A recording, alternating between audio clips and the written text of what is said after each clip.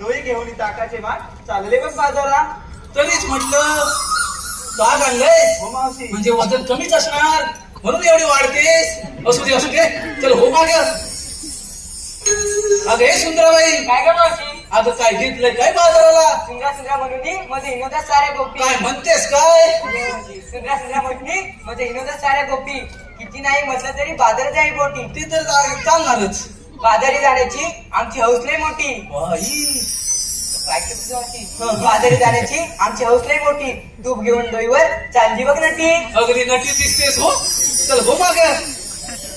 अगं हिरे काय ग अगं मावशी? तू सांगतेस का हो, काय घेतलंय ते? दिवसाची सुरुवात होते उगवत्या सूर्याने. हो का? हो मावशी, दिवसाची सुरुवात होते उगवत्या सूर्याने.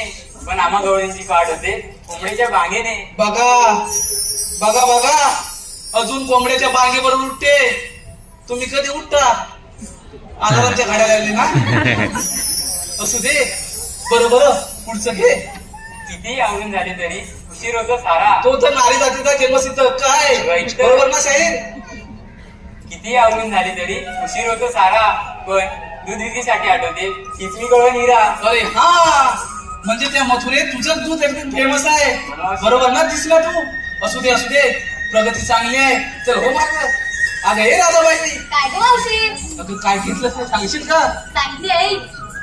गाई गुरांच्या अंबरण्याने होते दिवसाची नवी सुरुवात. हा गाई गुरांच्या हंबरण्याने होते दिवसाची सुरुवात नवी. अगं मावशी पुढे ऐक बोल. तर. गाई गुरांच्या अंबरण्याने होते दिवसाची सुरुवात नवी.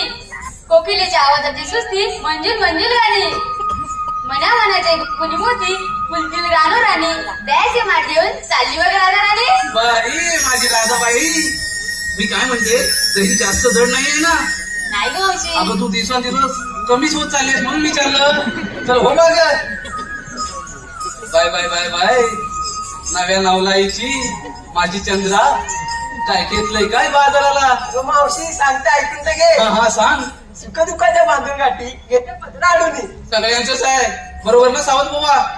सुख दुःखाच्या वाटी ह्या माद्राला बांधून ठेवतात. पुढे सांग.